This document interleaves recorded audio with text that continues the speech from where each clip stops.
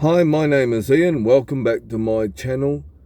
This is my series, My Take, where I try and look at a different perspective about a lot of issues. Today I thought I would cover the topic of privilege. Yes, that old chestnut, privilege. Now, I myself don't really believe there's inherent privilege. If I do, I believe there's more socioeconomic privilege than any other privilege. However, that being said, I do acknowledge that all groups of people, in their own rights, have their own advantages and disadvantages. And quite often, an advantage one group of people may get could be a disadvantage for another group of people. Anyway, I want to look at that a bit more in depth. Like, for example, we also tend to forget that, while we only tend to look at one form of privilege, say like a social privilege, we also forget that there are physical and mental privilege, mental or intellectual privileges that other groups of people get. So, I'd like to maybe cover that a little bit too. Like, an example of this would be, as a general rule, the majority of men are, say, physically stronger, faster, maybe more athletic than most women, right? However, we tend to give women more social advantages, like, say, family courts. And that tends to be a disadvantage for men. So that's sort of how you look at it. And if you look at it unobjectively, you would probably find that every group of people in the world have their own advantages and disadvantages. And not only that, you'd probably find that it would be reasonably even across the board, give or take maybe one or two advantages or disadvantages here or there. But this doesn't just cover, obviously, the sex. This covers race, gender, religion, even being left-leaning and right-leaning can give you advantages and disadvantages, in modern-day society. And that's the thing. I'm only really talking about modern society. I'm not talking about 200 or 300 or 400 years ago down the road. I might cover more historic stuff later, like slavery and stuff. But for the time being, I want it to only be about current modern day. So, like I said, while men, say, might be physically stronger as a general rule, women tend to, like I said, in family courts, tend to get the advantage there. So, you would argue, if you looked at it, it balances itself out. And like I said, we would find that's the same across the board. And there's other things. Do for example, heterosexuals and homosexuals get advantages that, like, say, transgenders don't get? Yes, but there's also a couple of advantages I can think of that transgenders get that heterosexuals and homosexuals don't get. So it would balance itself out. But overall, most of us get the same basic rights as everybody. Like, for example, most white people and brown people, for example, can vote, drive a car, drink alcohol, smoke a cigarette, sleep with who they want, etc.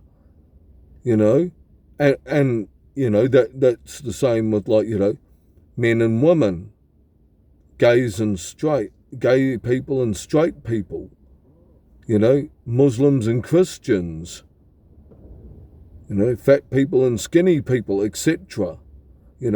And sure, am I denying that there aren't certain advantages that help other people out? No, of course not. But, I think it is important to remember that overall, we would all be fairly equal with it if we looked at it, in an unobjective, neutral manner. Because I'm sure there's advantages I get in society that, say, I don't know, Rangi might not get. But there's also advantages that Rangi gets in society that I don't get, for example. But that doesn't mean that, like, he's any more oppressed overall than what I am.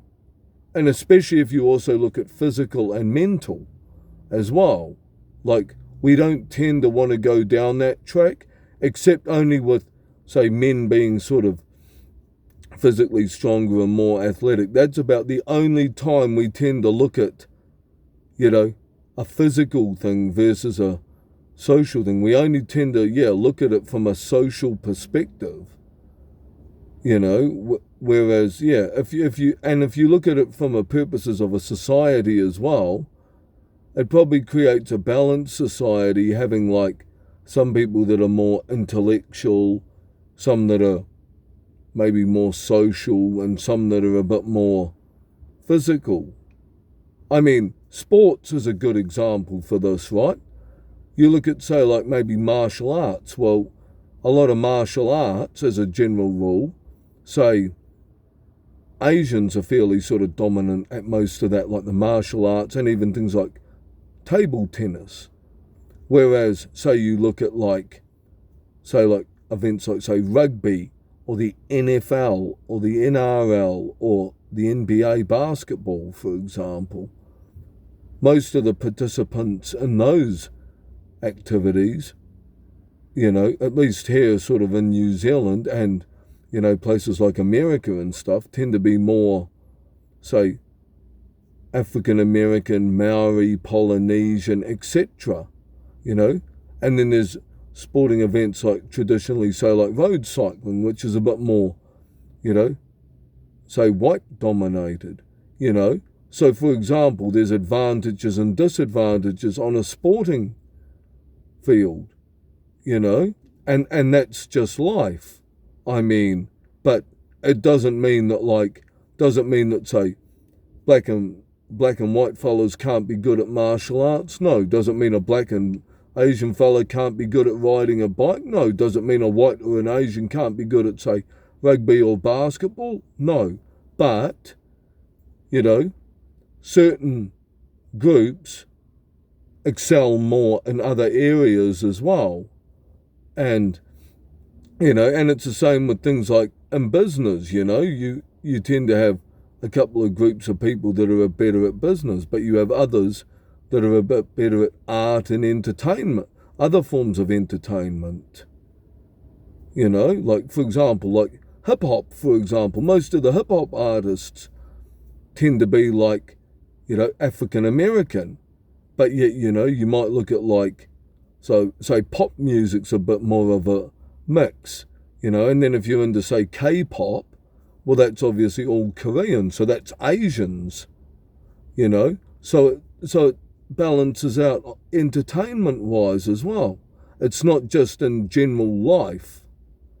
So I think we all need to remember that we all have our own advantages and disadvantages. And yes, like I said, they can cross each other. Like, I could get an advantage that is a disadvantage for Rangi, and Rangi can get an advantage that's a disadvantage for me.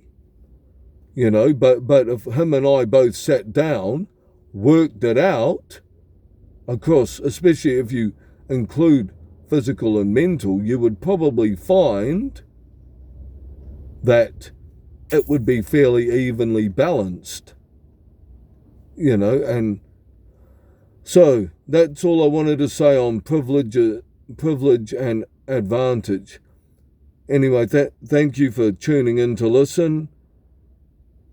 Please, as usual, I welcome feedback, but please keep your comments respectful. Thanks, and I'll see you next time.